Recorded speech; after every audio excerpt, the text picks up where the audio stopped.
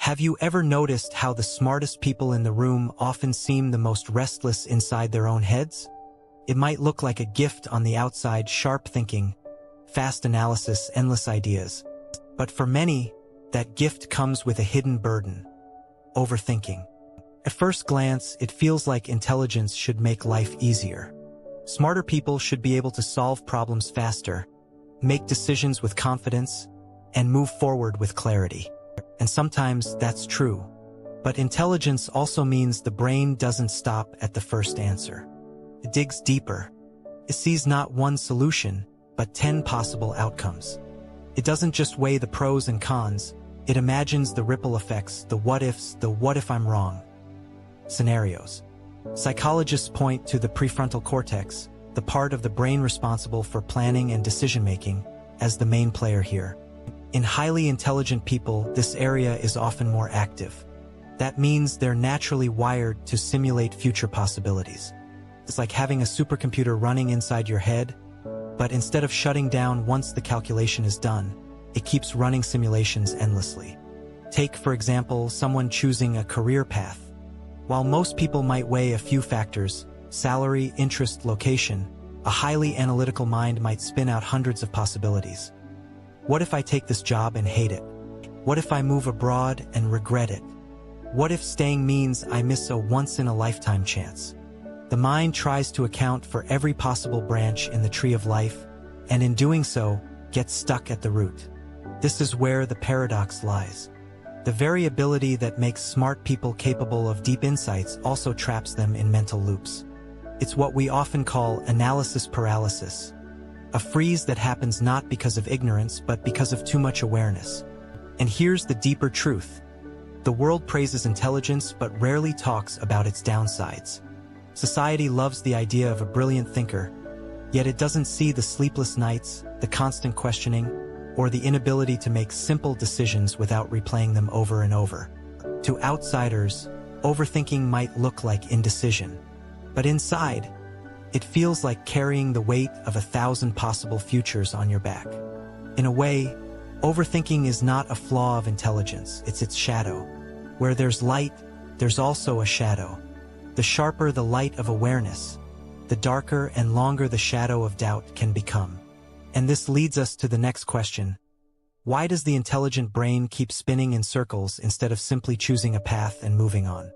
Imagine a movie projector that never turns off. Frame after frame, it keeps rolling, showing not just the present moment, but every possible version of the future. For many smart people, that's what their mind feels like. It doesn't just stop at what is. It leaps into what could be, what might be, and what if it all goes wrong. This mental movie reel is the product of a highly active prefrontal cortex, which acts like a prediction engine. It's excellent at running mental simulations. If I do this, then that will happen. But if I do that, maybe this other thing will happen. On paper, this sounds like a superpower. After all, the ability to anticipate outcomes is one of the greatest tools humans have evolved. But here's the catch. For intelligent minds, this system rarely has an off switch. Keeps generating possibilities far beyond what's useful. You don't just see the road ahead. You see every possible detour, every accident, every shortcut, and every dead end. Instead of providing clarity, it overwhelms you with choice. Take a simple example: sending a text message. For most people, it's quick, type, send, done. But an overthinker might pause. How will this message be read? What if they misunderstand my tone? Should I add an emoji to soften it? What if no emoji makes me seem cold? Suddenly, a 3-second action turns into a 10-minute internal debate.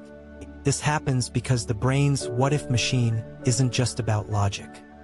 It's also tied to survival instincts. From an evolutionary perspective, anticipating danger kept us alive. But in the modern world, where most decisions aren't life or death, this survival mechanism can misfire. Instead of protecting us, it traps us in cycles of worry. Philosophers have noticed this too.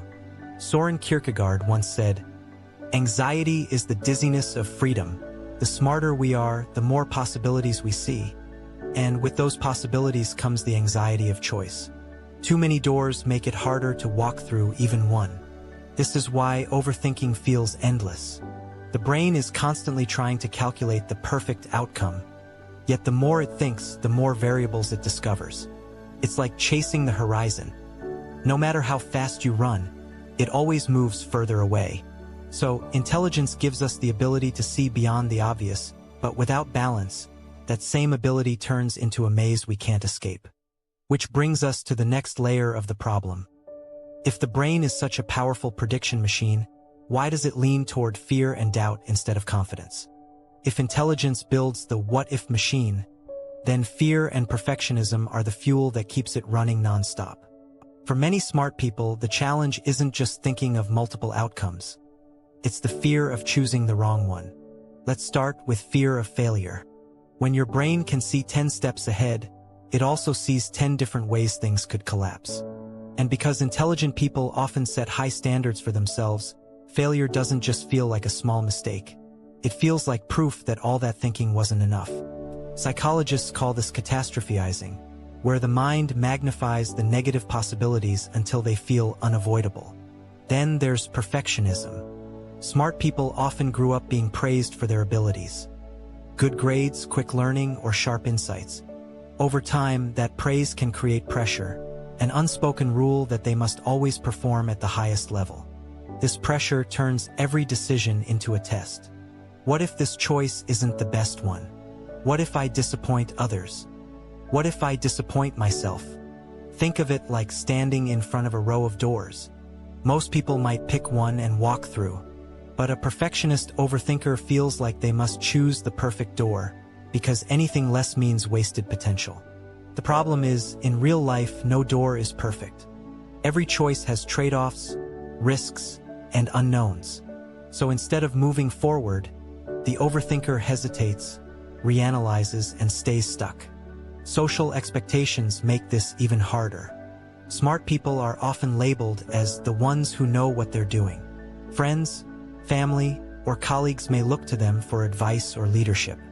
That spotlight creates another layer of pressure. If I'm supposed to be the smart one, I can't afford to be wrong. Here's the irony. Intelligence can actually make failure harder to accept. Someone who isn't used to failing may fear it so much that they avoid risks altogether. This avoidance looks like safety, but in reality, it's just another form of overthinking, choosing not to choose. Philosophers have wrestled with this trap, too. The Stoics, like Marcus Aurelius, argued that chasing perfection is a recipe for suffering, because the world is unpredictable. They believed peace comes not from controlling outcomes, but from controlling how we respond to them. In modern terms, that means learning to act despite uncertainty instead of waiting for certainty that never comes. So, while intelligence creates the ability to see possibilities, fear and perfectionism twist that gift into a source of paralysis. The smarter the person, the higher the expectations, and the heavier the weight of each decision feels. But what about the deeper roots? Fear and perfectionism don't appear out of nowhere. They often grow from early experiences and emotional patterns. Overthinking doesn't just come from intelligence or logic. It often grows from deep emotional roots planted early in life. To really understand why smart people get caught in endless thought loops, we need to look at the hidden stories beneath their patterns of thinking. For many, it begins in childhood. Imagine a child who was praised mainly for being the smart one. Every achievement, grades, answers, insights became proof of their value. Over time, this praise builds an invisible contract. I'm only worthy if I get things right. As adults, these individuals carry that weight, constantly analyzing choices to avoid slipping below expectations. Their intelligence becomes both their identity and their pressure point. Others might grow up in environments filled with criticism or uncertainty. A child who is often told, "Be careful, don't mess up," learns to double-check everything. Another raised in unpredictable circumstances may overthink as a survival tool, scanning every detail to stay safe. That hyper-awareness, once protective, can hardwire the brain to constantly replay scenarios long after the danger is gone. Then there's anxiety, which often runs hand in hand with overthinking. Anxiety magnifies possibilities into threats. A late reply from a friend becomes, "Did I upset them?" A small mistake at work spirals into, "What if I lose my job?" And because the intelligent mind is so skilled at imagining outcomes, it doesn't stop at one worry, it creates dozens. Anxiety feeds the overthinking machine, and overthinking feeds the anxiety, creating a loop that's hard to escape. On a deeper level, some psychologists suggest overthinking is a way of trying to control the uncontrollable. Life is uncertain, and uncertainty makes us uncomfortable. By thinking and rethinking, we create the illusion of control, as if the right amount of analysis will finally guarantee safety. But of course, life never works that way. Philosophy echoes this struggle. The Buddhist idea of monkey mind describes how the brain jumps restlessly from one thought to another, clinging to fears and attachments.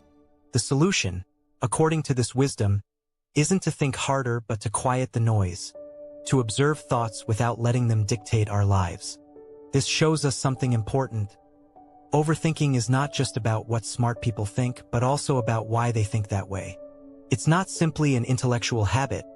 It's an emotional coping mechanism, built from childhood experiences, shaped by anxiety, and reinforced by a need for certainty. The good news is, once we understand these roots, we can begin to shift the pattern. Overthinking doesn't have to be a curse. It can be transformed into clarity and wisdom when used in the right way. If overthinking is the shadow side of intelligence, then the key is not to get rid of it, but to learn how to use it. The same brain that spirals into what-if loops can also be trained to bring clarity, insight, and even peace. The first step is awareness. Most people don't even realize when they're caught in overthinking. They confuse it with problem solving. The difference is subtle. Problem solving moves toward a decision, while overthinking circles around one. By noticing the moment when thoughts shift from helpful to repetitive, a person gains the power to pause. Next is self-compassion. Remember how much fear and perfectionism fuel overthinking. The antidote is learning to treat yourself as you would a close friend. Instead of asking, "What's the perfect choice?" try asking, "What's a good enough step forward right now?" This mindset lowers the pressure of every decision and allows action, even if uncertainty remains. Philosophy offers tools here as well. The Stoics remind us that while we can't control outcomes, we can control effort and attitude. Marcus Aurelius often wrote to himself, "Do what's in front of you with integrity." In modern terms, focus on the next step, not the infinite paths beyond it. Another practice is externalizing thoughts. Smart people keep most of their analysis in their heads, where it multiplies unchecked. Writing things down, speaking them out loud, or even drawing a decision map makes the mental clutter visible. Once it's on paper, it becomes less overwhelming and easier to organize. There's also power in limiting choice. Studies in psychology show that when people face too many options, satisfaction decreases, even if they choose well. By intentionally narrowing the field, say, to 3 options instead of 10, you make it easier to move forward. And finally, there's acceptance of uncertainty. No amount of thinking can guarantee the future. In fact, the most successful people often share one trait. They act despite not knowing every outcome. Overthinking tries to eliminate risk, but wisdom accepts that risk is part of growth. In this way, intelligence transforms from a burden into a strength. Instead of using the mind to endlessly predict, smart people can use it to reflect, to create, and to deepen their understanding of life. The restless mind that once caused paralysis can, with awareness and practice, become a source of profound clarity. Overthinking doesn't have to be the enemy. It can be the raw material from which wisdom is shaped.